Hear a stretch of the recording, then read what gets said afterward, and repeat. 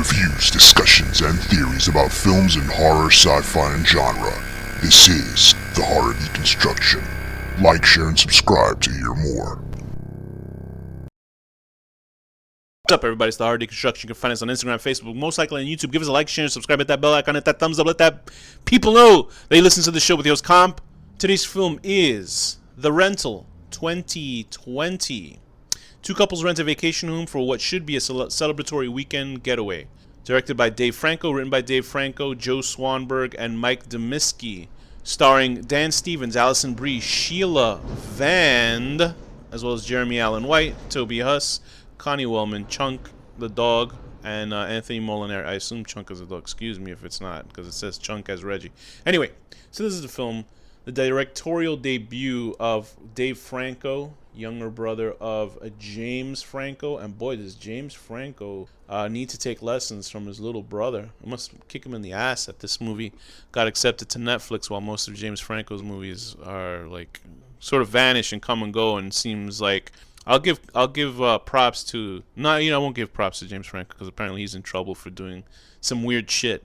And so I can't give him props for anything. At least he tries to make films. At least he is out there using his money to do that. But he's also up to nefarious shit. So, or as far as I know. Anyway, Dave Franco has put in a solid little horror film here.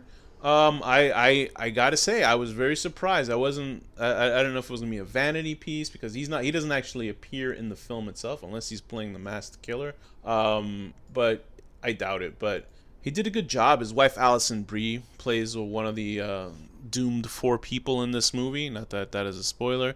I'm just saying in general, if you're in that situation, you're doomed. I don't want to spoil what the movie's about anyway. But Dan Stevens, obviously, he was he's in a couple of, he was in, I think, Downton Abbey, which I always try to call fucking Downtown Abbey. And he was in a cult favorite film that people really enjoy called The Guest, because I believe that they love the 80s vibe to it and the psychopathic, killer guy in that movie. Alison Brie obviously is from that show Community, and also from Glow, a great show that ended itself too early. Sheila Vand as Mina, she's great in this. I had never seen anything else. Jeremy Allen White is an actor. I believe he played a character in the show Shameless. And he was also in something else, a recent series that people enjoy. It's about restauranteering, I believe. I don't even know if that's a fucking phrase. Called The Bear, which apparently people say is fantastic. So I gotta watch that. And Toby Huss, he's an actor that you've seen in a bunch of things. He plays the guy who actually is taking care of the house while his brother is out of town. You can see Toby Huss in a bunch of stuff. He was in Seinfeld. Okay, and he's just in a lot of stuff. He's one of those that guy actors. Anyway, so these four people in this house. It's an Airbnb horror film where these four individuals, there's Charlie, who's works at, I don't know what he does for a living, but it's a very important job. He works close with Mina, and obviously you can tell that there's some sort of sparks going off. But Charlie's brother Josh is in a relationship with Mina, and Josh is a guy who had just gotten out of jail, so he has some sort of murky rage issues.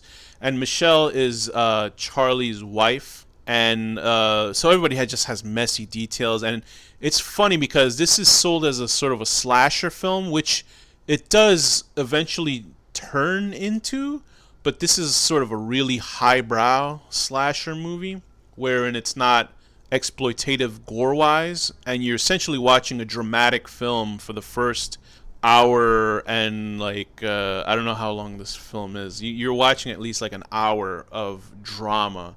And if you're rushing in to watch, it's an hour and 28 minutes, and I'm telling you, at least an hour and 15 of this movie is dramatic, gossipy. And I'm not really a guy who goes out to look for, if I'm not in the mood for drama films and stuff like that. But there's like cheating, there's lying, there's past relationships, there's, some unseen sibling rivalry stuff going on, lying, dirty business that people do when they're horny and bored. And if you're into that, you'll love this movie. If you're not into it, the movie is actually shot and done so well. It's a beautiful looking film.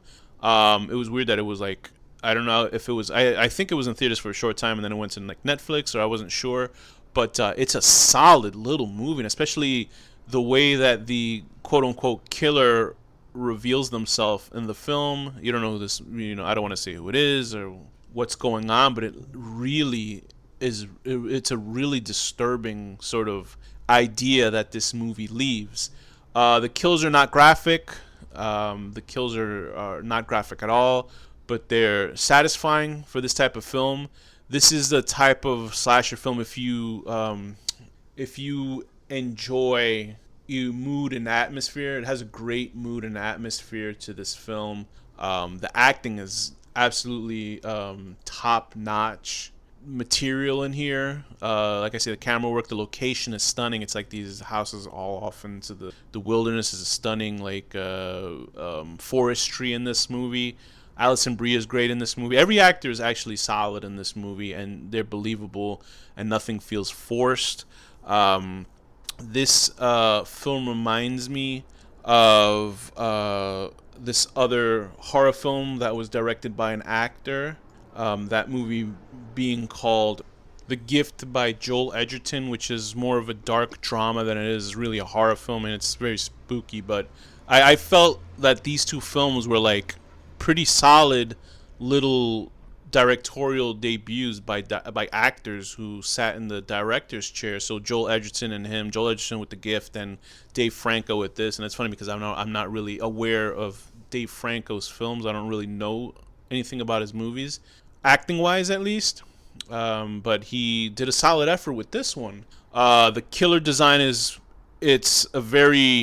nothing spectacularly interesting about it, but I think it's effective for this type of film. It's a very unsettling look to this killer in the movie, and you don't even know if it's killer. You just assume and see that this weird shape of a man or woman is coming out of the darkness. I think it's effective how it's framed. Reminded me, actually, surprisingly, the framing of Halloween. Whenever you see this secondary character come out, this antagonist, this unseen antagonist, when they actually do see them. I really don't want to spoil it, so that's why I'm not saying much about this film. But I think the drama worked in this film. I think the acting was great. The cinematography is beautiful in this film. Just the location alone is fantastic. The kills are satisfying in this type of movie. The ending is very... Well, I don't want to get into the ending, but the ending is very spooky for anybody who actually rents Airbnbs. So if you are into living in other people's houses and renting them, please look out for everything that might give red flags. I'd say this is a total recommendation for this film. It was fun. It was interesting. It was very spooky. I wish some of the kills had been more graphic, but this, I feel, is a little bit more... as they say, highbrow, which is an annoying phrase, but I think that they felt that this is a little bit more cleaner than your usual slasher type of horror film. And I don't think that takes away from it. I think that actually is appropriate for the type of film this is. I wish it was gory, but it isn't. But, whatever. It's still a good movie, and I still enjoyed it. So I would give this a high 7.5 out of 10. Damn near an 8, but a 7.5 out of 10. Your girl finding a video that... you shouldn't have made in the first place. And with that, this has been the Horror Deconstruction. Thank you for listening.